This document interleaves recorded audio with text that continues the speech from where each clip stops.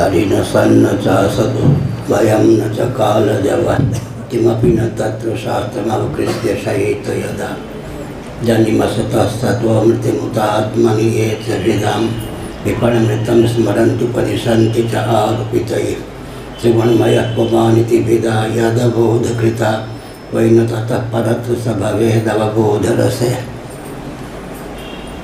नारायण।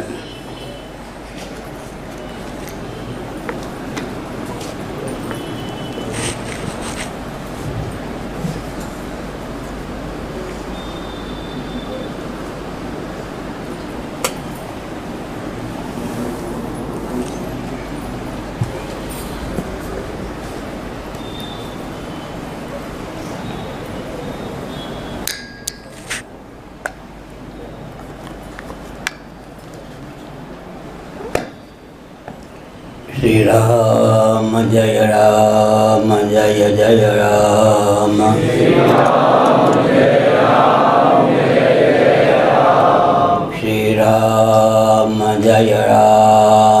जय जय राम। श्री राम जय जय राम।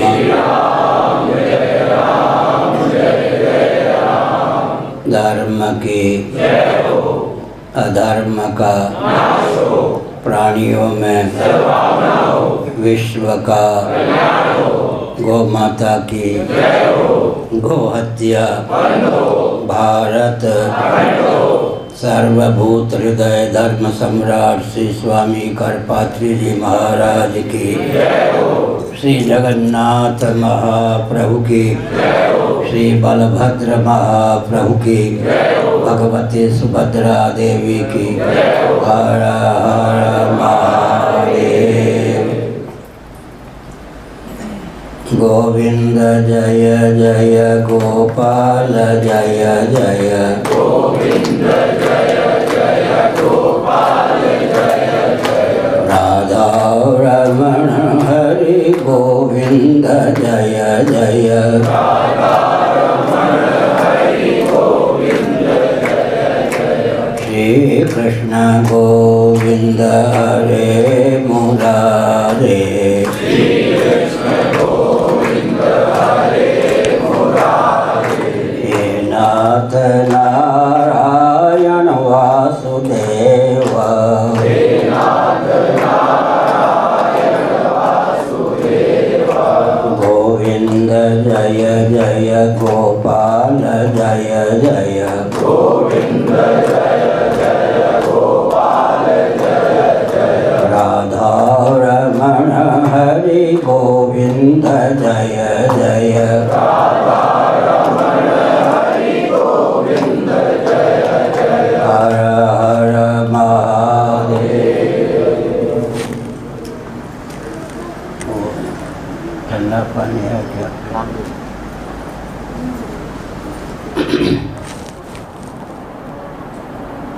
सज्जनों,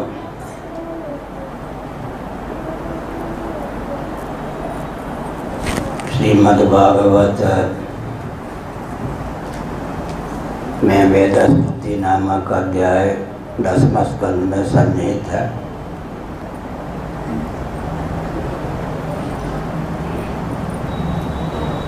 पुरानी प्रथा है, वृंदावन धाम के रसिकों का कथन था, एक एक एक श्रीमद्भागवत में बहुत कठिन है। एक श्लोक, एक अध्याय, एक स्कंद। पहले एक का अर्थ है जन्माद्यस्य था पहला श्लोक श्रीमद्भागवत का। दूसरे एक का अर्थ होता एक अध्याय वेदस्तुति 10वें स्कंद में सन्निहित है। एक तीसरे एक का अर्थ होता एकादश स्कंद। एक एक एक तीन बहुत कठिन। वैसे भी प्रसिद्ध है कि विद्वानों की विद्या की परीक्षा श्रीमद्भागवत में हो जाती है। निंदा में तात्पर्य नहीं है। आज भले ही कथावाचकों के द्वारा जो भागवत प्रस्तुत होता है, सामान्य व्यक्ति समझ भी नहीं सकते कि क्या यही भागवत है या सचमुच में कुछ भागवत और है। मैं शंकराचार्य के पद पर नहीं था, कासगंज में एक संत के यहाँ श्रीमद् भागवत कहने का अवसर मिला। कुछ अंश बाद में कहा गया कि भागवत तो है ही नहीं जो आप बोले। हमको आश्चर्य हुआ। तुमने कहा भागवत कहाँ है? उन्होंने कथावाचक जो कहते हैं वो भागवत अलग है, आपने जो कहा तो बिल्कुल अलग है। ये भागवत थोड़े है जो आपने कहा, हमको ही फेल कर दिया। इसका मतलब क्या है? नाचना गाना ये सब भी ठीक है, भगवान के नाम पे कीर्तन भी, गायन विलज्जा विचरित असंगा ठीक है, लेकिन भागवत तो भागवत ही है। इसलिए हमने संकेत किया कि कथावाचकों का दायित्व है कि उनके कारण विद्या का ह्रास न हो। 15-20 प्रवचन किसी ने तैयार कर लिया, दिग्विजयी हो जाता है। एक सप्ताह 3-3 घंटे के हिसाब से 21 घंटे हो गए, 3 घंटे भाग महात्म के 24 घंटे की तैयारी कर ली, दिग्विजयी हो जाता है, करोड़ों रुपए से खेलने भी लगता है। वो सब भी ठीक है, लेकिन इससे विद्या का बहुत ह्रास होता है। माइक के कारण और कथावाचकों के कारण विद्या का बहुत ह्रास हुआ है। जब माइक का युग नहीं था, अंतर्मुख संत महात्मा होते थे, और जब कथावाचक इतने नहीं थे तब विद्या का स्तर बहुत था। गुरुकुल की शिक्षा पद्धति विलुप्त हो गई, माइक का युग आ गया, कथा के नाम पर व्यापार तंत्र छा गया। इस सब से क्या हुआ कि मौलिकता में विकृति लाने का प्रयास किया गया। निंदा या आलोचना में मुझे शांति नहीं मिलती, किसी की निंदा नहीं करता, किसी की समीक्षा आलोचना भी नहीं करता, लेकिन हमने संकेत किया। यहाँ यह प्रश्न उठा कि भगवान को जाने तो उनका भजन हो, जाने भिन्न होई प्रतीति बिन प्रतीत होई नहीं प्रीति, प्रीत बिना नहीं भगत रिहाई। तुलसीदास जी ने बताया। पंचदशी में एक मार्मिक प्रश्न उठाया विद्यारण्य स्वामी जी ने, निर्गुणोपासना संभव है या नहीं? तो उन्होंने कहा कि जिसका ज्ञान संभव है उसकी उपासना भी संभव है। जिस विधा से ज्ञान संभव है उस विधा से उपासना भी संभव है। या तो कोई कहे कि निर्गुण ब्रह्म का ज्ञान ही नहीं होता, ऐसा तो नहीं कह सकते। निर्गुण तत्व है तो उसका ज्ञान भी होता है। जिस विधा से ज्ञान होता है उसी विधा से ध्यान भी हो सकता है। अतद व्यावृत्ति अतः निरसनेन। पिछले दिन हमने कहा कि तत्वमसि नेति नेति अनंतम ब्रह्म आदि जो वचन हैं, इनमें कुछ विधि मुख से प्रवृत्त हैं, कुछ निषेध मुख से प्रवृत्त हैं। दोनों का तात्पर्य विधि गर्भित निषेध मुख से, निषेध गर्भित विधि मुख से वेदांत वेद्य ब्रह्म तत्व का विज्ञान होता है। मैंने संकेत किया था कुछ महान भाव ख्याति प्राप्त ऐसे भी आचार्य हुए हैं, प्रयोजन विशेष से सही। उनके यहाँ त्वम पद का और तत्पद का लक्ष्यार्थ ही सिद्ध नहीं होता। लक्ष्यार्थ भूमि में एकता फिर दूर की बात रही। न रहे बांस न बने बांसुरी, न बने बांसुरी न बजे बांसुरी। वहाँ तक कह दिया कि लक्षणा से ऐक्य वेदांती करते हैं। तत्वमसि आदि महावाक्यों के आधार पर लक्षणा को शास्त्रों में जघन्यावृत्ति माना गया, लेकिन श्रुति ने यदि लक्षणा से तत्वमसि आदि महावाक्यों का अर्थ किया है तो आपको पीड़ा नहीं होनी चाहिए। श्रौत सिद्धांत में आस्थापित होना चाहिए। बैठो देवता हो। शुक्र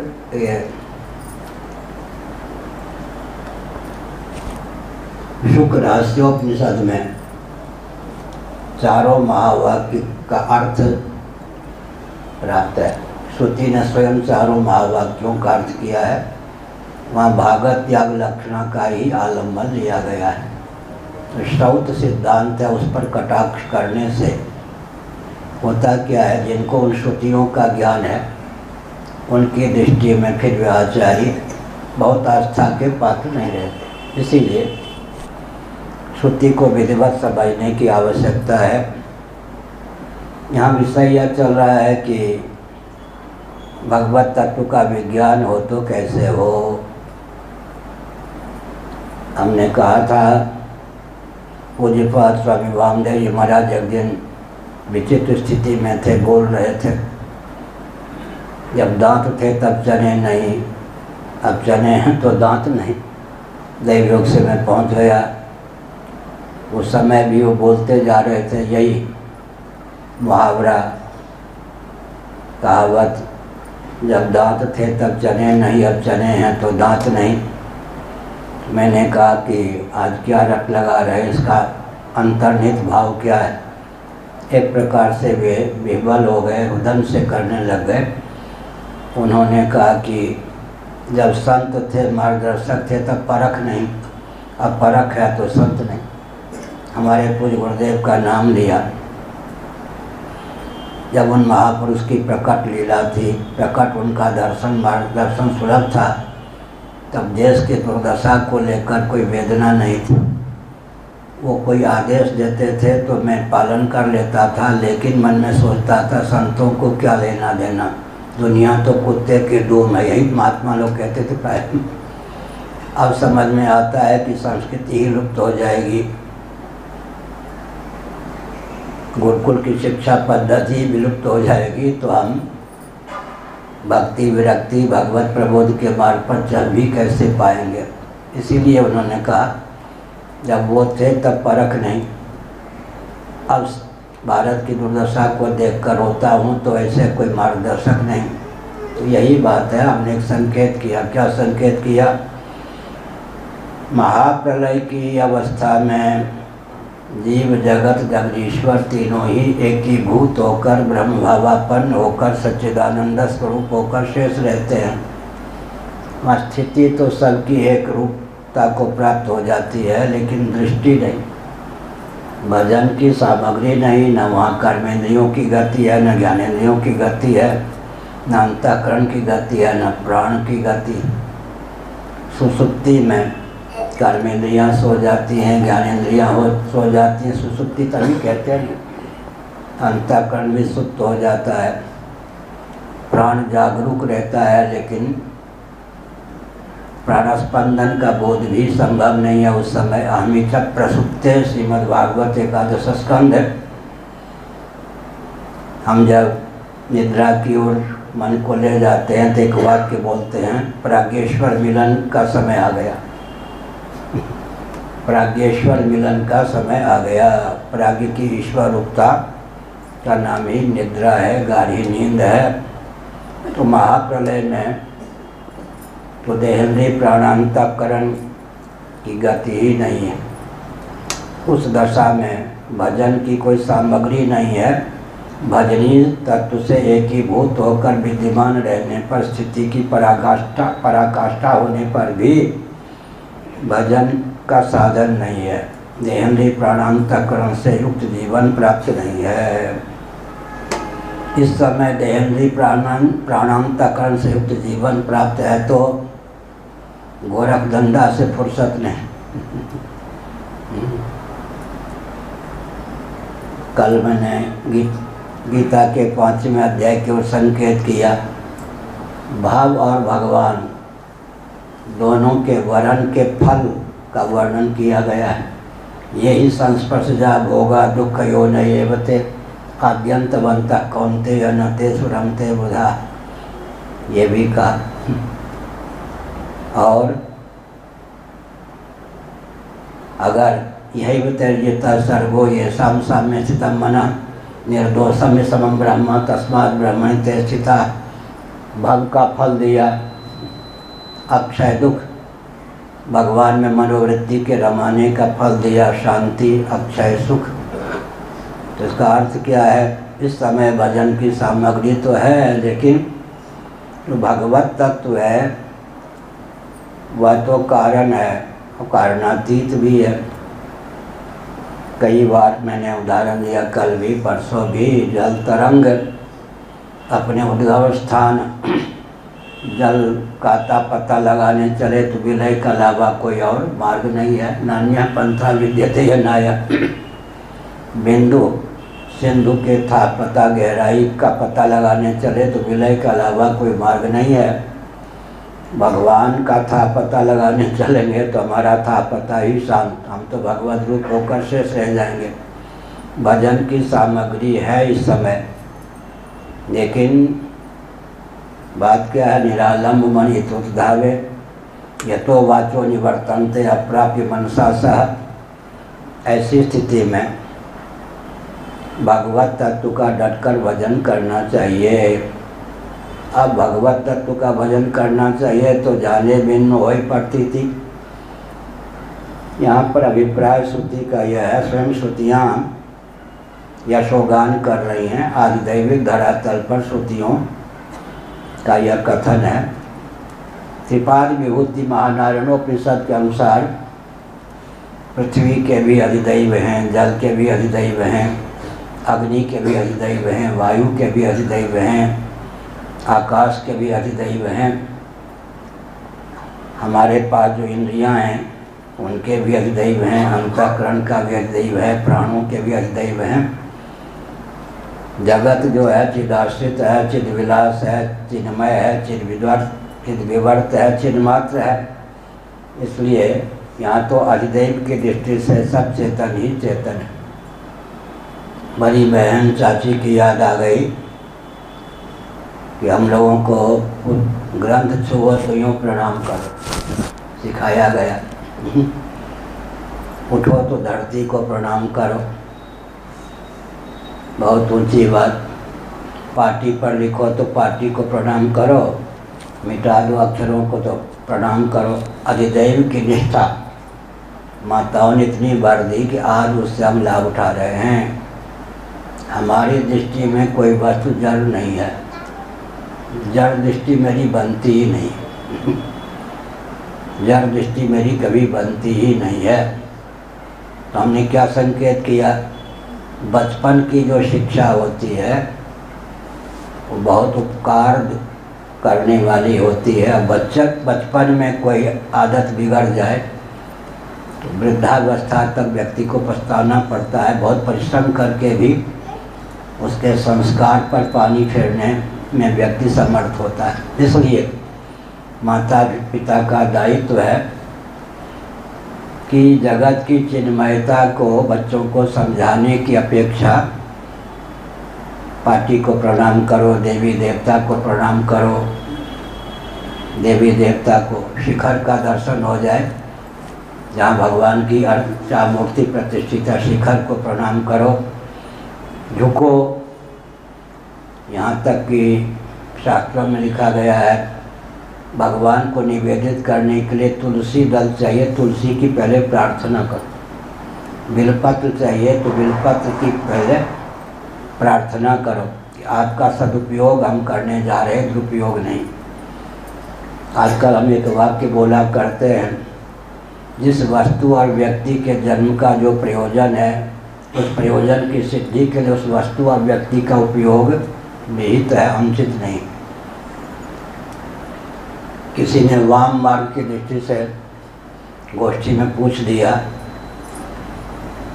बलि प्रथा को लेकर। वैसे बलि का अर्थ होता है भेंट, उपहार। ये भी मैं पहले कह दूं, भगवान आदि शंकराचार्य ने 4 आम्नाय पीठों की उद्भावना की। योग शिखोपनिषद के अनुसार हमारे आपके जीवन में जो 60 चक्र हैं उनमें 4 चक्र आम्नाय पीठ हैं। श्री गोविंदानंद जी योग शिखोपनिषद भगवान शंकराचार्य ने योग सिखोपनिषद में जो आमनाय पीठ आध्यात्मिक धरातल पर हैं, उन्हीं को भारत में आधिदैविक धरातल पर प्रकट किया। अध्यात्म जगत में हमारे जीवन में 60 चक्रों में जो 4 आमनाय पीठ हैं, उन्हीं को बाहर पूर्व पश्चिम उत्तर दक्षिण क्रम से आमनाय पीठ के रूप में व्यक्त किया। श्रीमद् भागवत को ले लें, 2 प्रकार की प्रक्रिया होती है, पूर्व पश्चिम उत्तर दक्षिण एक बोलने की अविधा है, पूर्व पश्चिम उत्तर दक्षिण।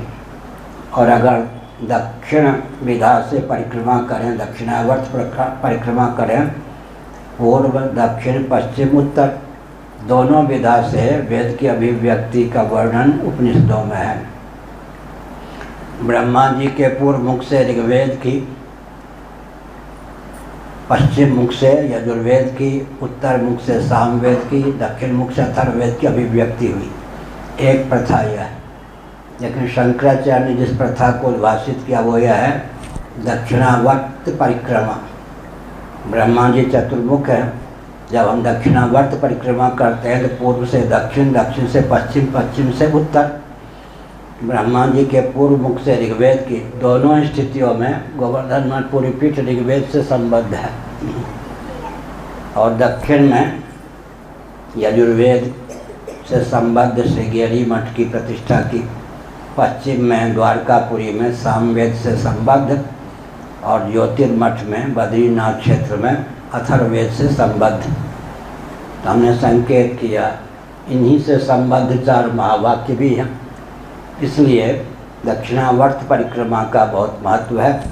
एक प्रथा यह भी है पूर्व पश्चिम उत्तर दक्षिण, लेकिन शंकराचार्य ने दक्षिणावर्त परिक्रमा के क्रम से 4 वेदों से संबद्ध एक एक पीठ की उद्भावना की, ताकि ये जो मान्य शंकराचार्य हैं ये वेद और वैदिक वाङ्मय की रक्षा करने में समर्थ हो सकें।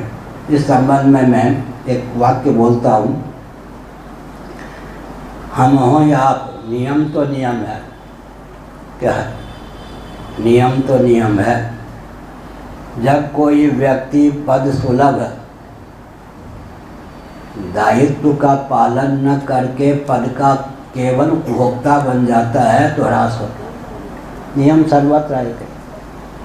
जब कोई व्यक्ति पद सुलभ दायित्व का निर्वाह करता है तो विश्व की रक्षा होती है, उत्कर्ष होता है समाज का, उस व्यक्ति का भी। हुआ क्या, ब्राह्मण क्षत्रिय आदि जो जन्म प्राप्त हुआ उसको उपभोक्ता बन गए, अपने दायित्व का निर्वाह करने में शिथिल हो गए। मान्य शंकराचार्यों के शासन काल में भारत परतंत्र हुआ ना। ईस्वी सन से 507 वर्ष पूर्व आदि शंकराचार्य का प्रादुर्भाव अकाट्य सिद्धांत है। आदि अंत को जोड़ करके उसी को 509 बना देते हैं, गणितगत भूल, नहीं तो 507 ही सिद्ध होते हैं। ईस्वी सन से 507 वर्ष पूर्व, इसका मतलब 4 पीठ के मान्य शंकराचार्य थे। उनके कारण गद्दी तो विलुप्त नहीं हुई, लेकिन एक विशेष बात है कि उनके शासनकाल में उनकी विद्यमानता में भारत परतंत्र कैसे हो गया। अगर मान्य आचार्यों ने अपने दायित्व का निर्वाह किया होता तो भारत की दशा क्यों होती। तो मानना पड़ेगा कि वहाँ दुर्बलता क्या हुई।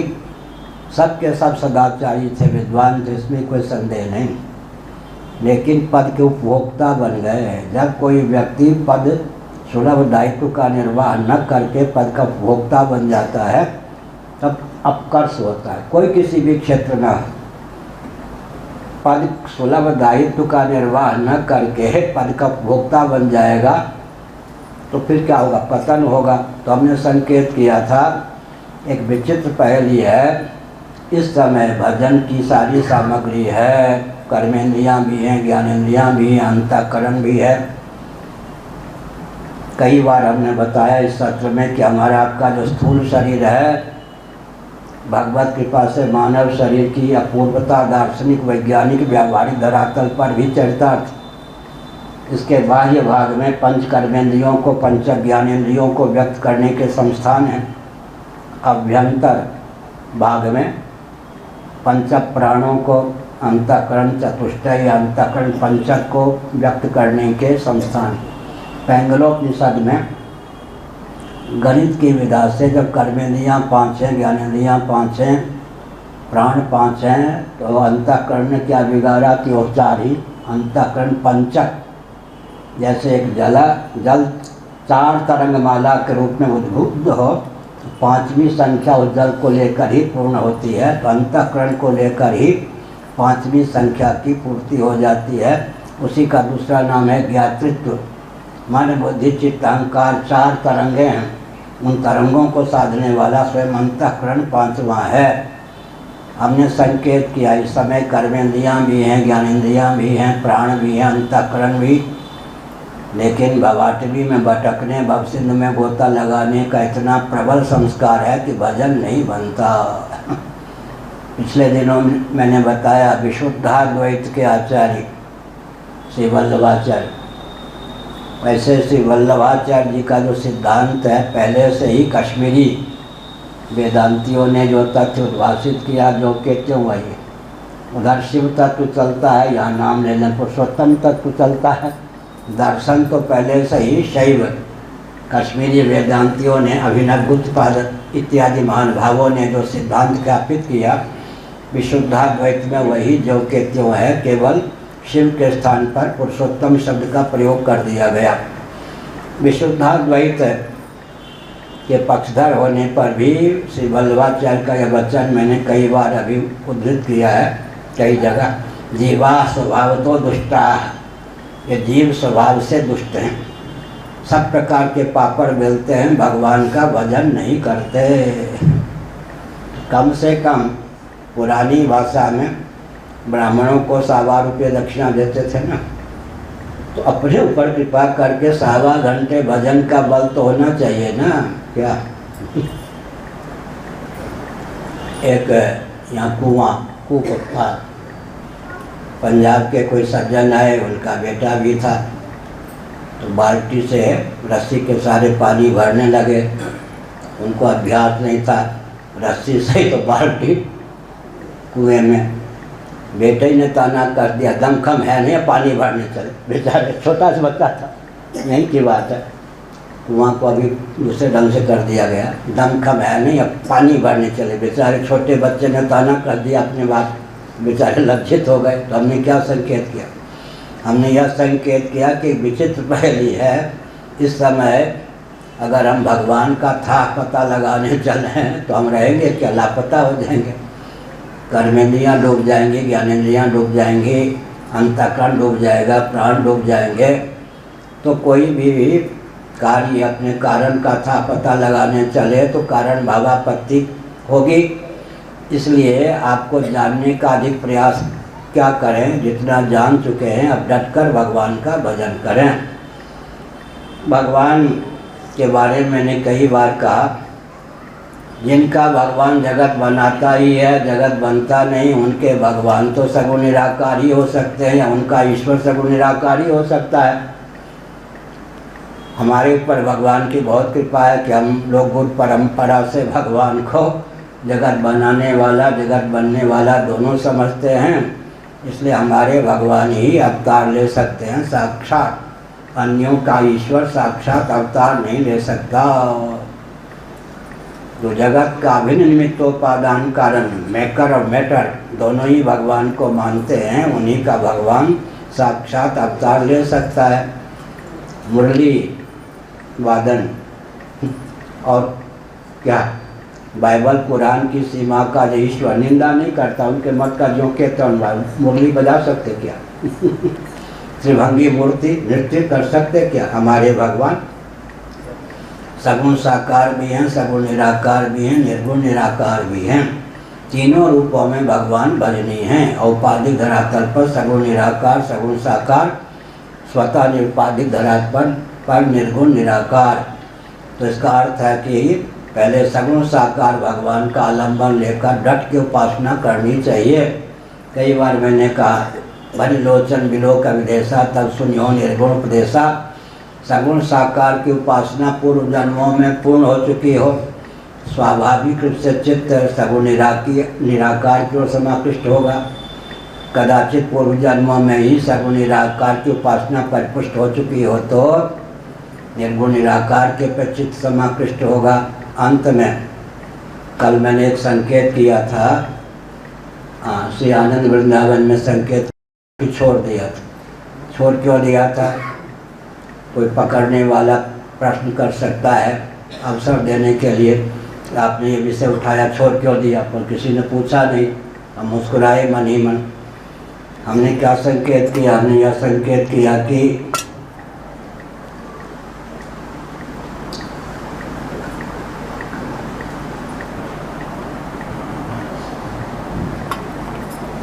भगवान जगत बनाते भी हैं, जगत बनते भी हैं, सर्व रूपों में भगवान। हमारे भगवान सगुण साकार भी, सगुण निराकार भी, निर्गुण निराकार भी। सगुण साकार भगवान भी निरावरण ब्रह्म ही हैं। सगुण साकार भगवान भी निरावरण ब्रह्म ही हैं। अविद्योपाधिक नहीं, विद्योपाधिक होने के कारण भगवान लीला पूर्वक अवतीर्ण होते हैं। भगवान के श्री विग्रह की दिव्यता को लेकर भी हमने यहाँ कुछ प्रसंग उठाया था। आनंद गिरी जी ने एक भाव व्यक्त किया टीका में, श्री गोविंदानंद जी से सुन ही रहे। द्रव्य के गुण अगर हैं तो द्रव्य को मानना ही पड़ेगा। द्रव्य रूप रथ पर आरूढ़ होकर ही तो गुण यात्रा कर सकता है। बहुत विचार है।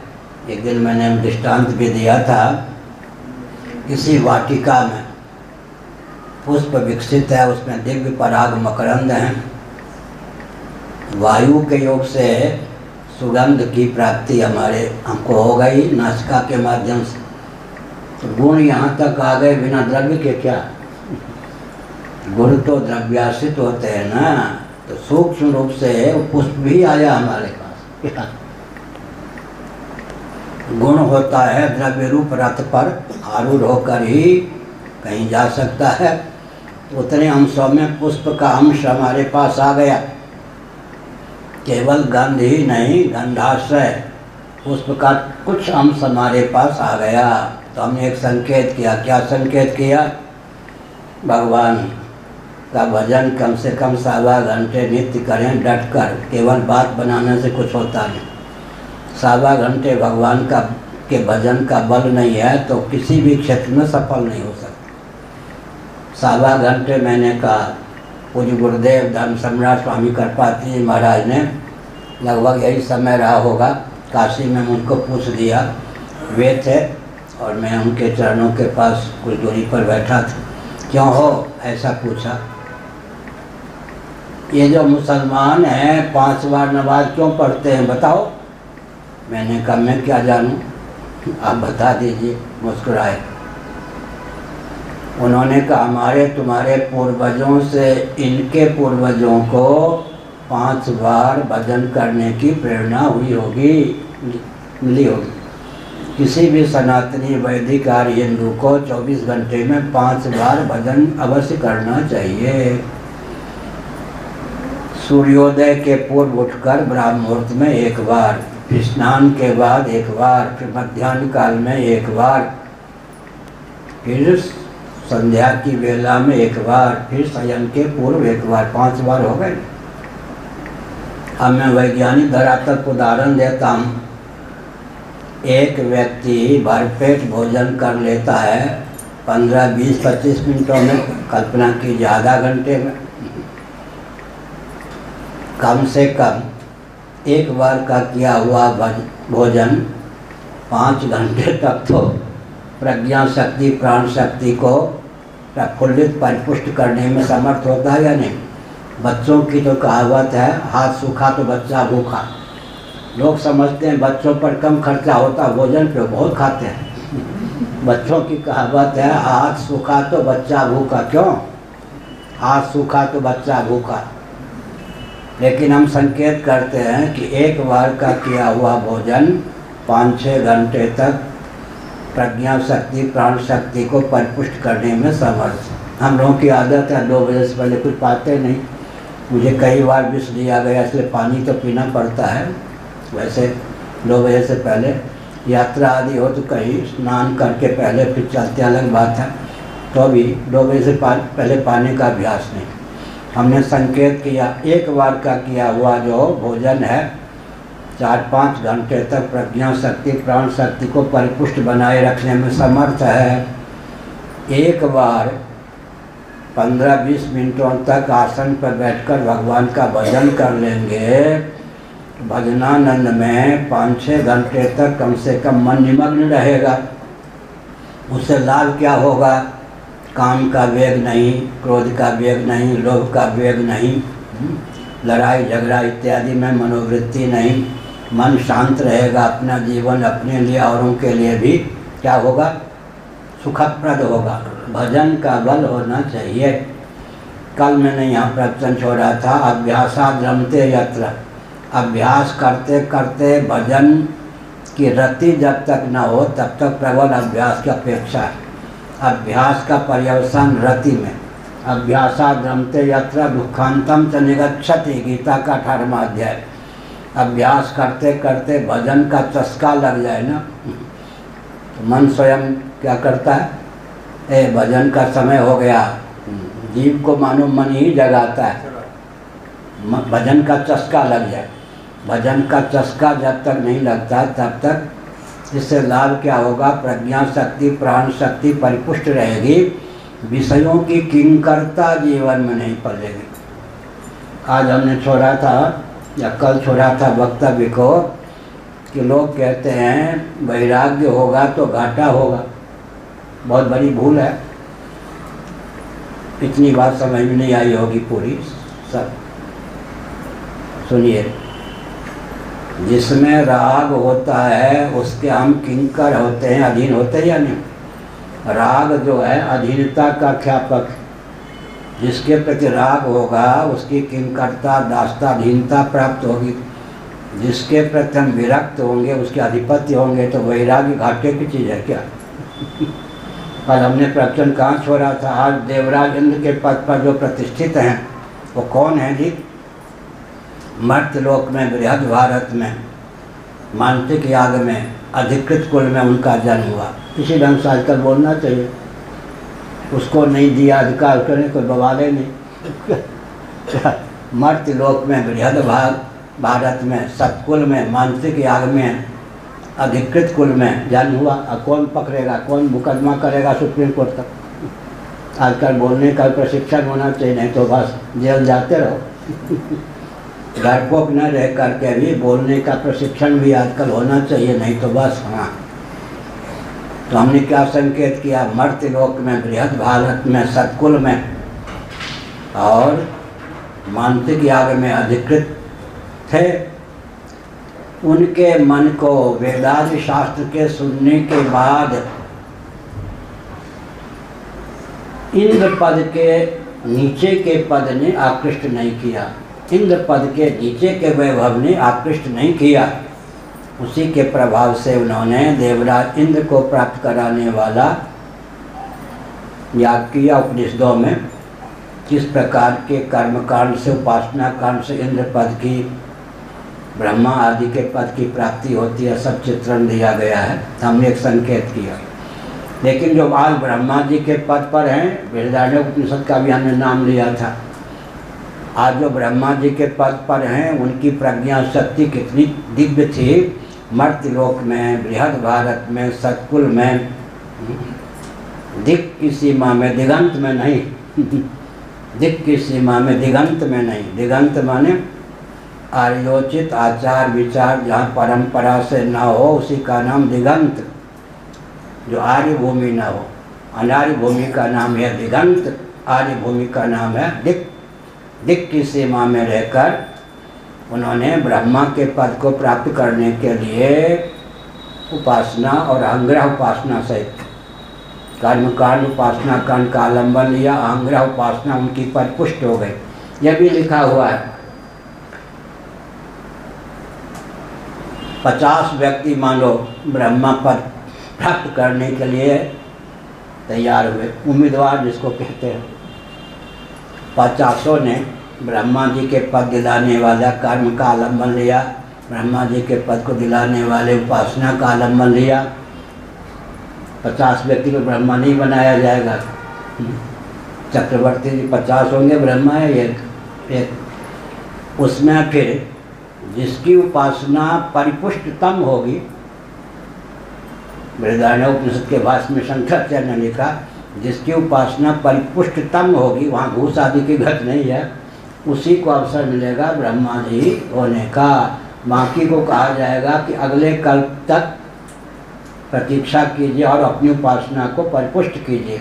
मान लीजिए ब्रह्मा पद प्राप्त करने के लिए 10 व्यक्ति खड़े हो गए, 10 ने उपासना की, जिसकी उपासना परिपुष्टतम होगी उसी को ब्रह्मा का पद मिलेगा। अन्यों को कहा जाएगा कि अभी आप उपासना और सुदृढ़ कीजिए, परिपुष्टतम आज ब्रह्मा जी के पद पर।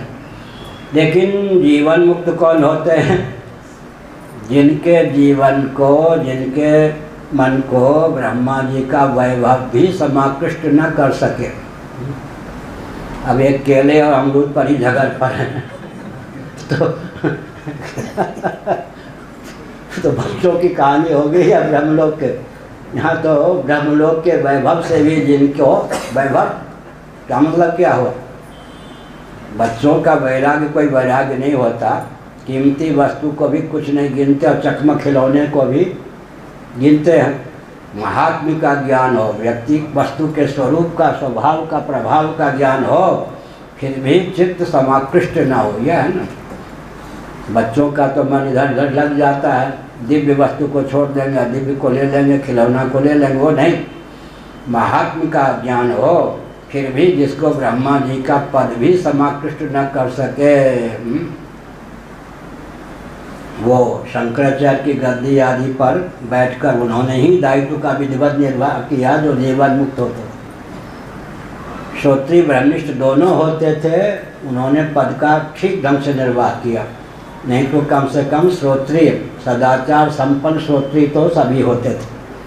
कहीं ब्रह्मनिष्ठ भी हो जाए तो वो शंकराचार्य के पद का निर्वाह ठीक से करते थे। ये नहीं आजकल के हिसाब से दूसरे के टांग खींच ली, गद्दी पर बैठ गए, इस सब से क्या होगा? बैठ जाइए, कुछ कर नहीं पाइएगा। दायित्व का निर्वाह वही कर सकता है। तो हमने क्या संकेत किया? आज के प्रवचन का सार यह निकला कि जीवन काल में भजन की सामग्रियां हैं, और ये भी जानते हैं कि भगवान कारणोपाधिक हैं और कारणातीत हैं। उनका ये था पता लगाने चलेंगे तो हम भी उसी में विलीन हो जाएंगे। तो भगवान के ऐसा स्वरूप, ऐसे स्वरूप को समझ करके भजन का बल होना चाहिए। भजन डट के करें, भजन करें माने कम से कम 1.25 घंटे भजन का व्रत लें। जमानी जमा खर्च से कुछ नहीं होता है। वाणी में क्या, आप प्रशंसा मत समझिएगा। एक वाक्य मेरे मुंह से निकला नहीं कि उड़ीसा की सरकार यूँ काटने लगे, उल्लंघन नहीं कर सकती। अरबों रुपए की अपनी बनाई हुई योजना पर पानी फेर देती है बस एक दिन के अंदर। इसका मतलब क्या? मैं कुछ संकेत करना चाहता हूँ। समष्टि में संघ का बल होना चाहिए। कल वो सज्जन बोल रहे थे ना फरीदाबाद में, संघ बल भी 2 प्रकार से होता है। कई इस बात जहाँ जहाँ जाते हम बोलते हैं, हमारे ऊपर क्या होता है, इस आवेश होता है ना। जब तक कुछ व्यक्तियों को वो जैसे लू लग जाए ना, सर्दी लग जाए, वर्षा लग जाए, जब तक 10-20 व्यक्तियों को हमारा प्रवचन घुस करके लू की तरह न लग जाए, तब तक वो लहर चलती रहती है। कोई मना करे हम मानने वाले नहीं। तो कुछ व्यक्ति तैयार हो जाएंगे, फिर दूसरी लहर चलेगी। व्यक्ति निर्माण, व्यक्ति का अनुसंधान, ये क्रम ही चलता है। हमने एक संकेत किया। क्या संकेत किया? हमने यह संकेत किया कि यह जो ज्ञान विज्ञान है, इससे युक्त व्यक्ति ही विश्व का नेतृत्व संभाल सकता है। क्रिश्चियन तंत्र के पास नेतृत्व नहीं, बाहर से डिंग मारते रहे, कुछ भी दम नहीं है। मुस्लिम तंत्र के पास भी नेतृत्व नहीं है, कम्युनिस्टों के पास नेतृत्व नहीं है। हिंदुओं को पहचान हो या ना हो उसकी चिंता नहीं, हिंदुओं के पास आज भी नेतृत्व है आध्यात्मिक धरातल पर भी। हमने क्या संकेत किया? हमने यह संकेत किया तो वैराग्य की बात हमने उठाई। वैराग्य का अर्थ क्या हुआ? जिसके प्रति हम रागान्वित होते हैं उसके अधीन हो जाते हैं, जिससे हम विरक्त होते हैं उसके हम अधिपति हो जाते हैं। आज जो ब्रह्मा जी के पद पर हैं वे इंद्र के पद पर आरूढ़ व्यक्तियों के भी अधिपति हैं। देवराज इंद्र तो उनके सामने हाथ जोड़े रहते हैं। इसका मतलब क्या हुआ? वरुण, कुबेर, ये सब। एक संकेत और हो गया, वेदादि शास्त्र सम्मत कर्मोपासना को इतना महत्व दीजिए कि पूरे विश्व, जैसे जल संसाधन मंत्री होता है, हमारे जल संसाधन मंत्री का नाम वरुण है या नहीं? कोषाध्यक्ष का नाम कुबेर है या नहीं? ये सब तो क्या है यहाँ वाले हैं, जल संसाधन मंत्री बने रहो वहाँ। आज जो पूरे विश्व का संचालन कर रहे हैं, प्राच्य नमः, इंद्राय नमः, आग्नेय नमः, अग्नये नमः, दक्षिणाय नमः, यमाय नमः, नैऋत्य नमः, ऋतये नमः, प्रतीच्य नमः, ये सब उदीच्य नमः, वरुणाय नमः, सब कहते हैं ना। 10 जो दिक्पाल हैं वो कौन हैं? बृहद भारत में मांत्रिक याग में अधिकृत व्यक्ति ने तत्त उपासना का आलम्बन लेकर अपने आप को एक एक दिक् का अधिपति बना दिया।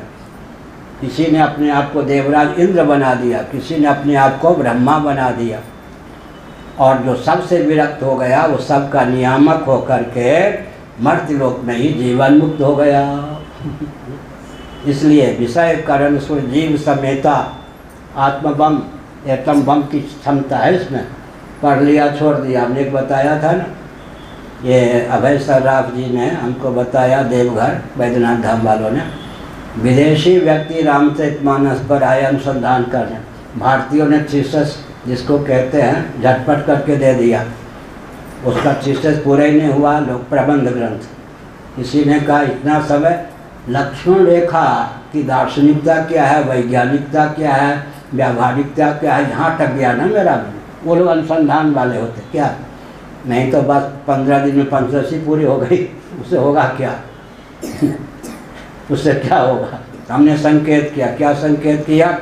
हमने यह संकेत किया कि त्रिभुवन में जहाँ कोई विभूति है, दिव्यता है, वेदादि शास्त्र सम्मत कर्म उपासना ज्ञान का ही फल है। आजकल हम सब जगह प्रायः कहते हैं वेदादि शास्त्र सम्मत कर्म उपासना ज्ञान को हटा दीजिए, नरक और नारकी प्राणियों का समुदाय ही विश्व होगा। ब्रह्मांड में जहाँ कहीं चमत्कृति है वो देवताओं के कारण है, दिव्यात्माओं के कारण है। उस चमत्कृति का मूल है वेदादि शास्त्र। इसलिए इस भौतिक युग में भी वेदादि शास्त्र को अन्यथा नहीं सिद्ध कर सकते, इनकी उपयोगिता आजकल भी है। अब लगभग 12 मिनट कुछ सुबह की गोष्ठी में आते हैं, कुछ नहीं भी आ पाते हैं। प्रश्न का मैं अवसर दे रहा हूँ। धर्म अध्यात्म राष्ट्र से संबंध कोई प्रश्न हो या इस समय जो हमने प्रवचन किया उसको लेकर कोई शंका हो व्यक्त कर सकते।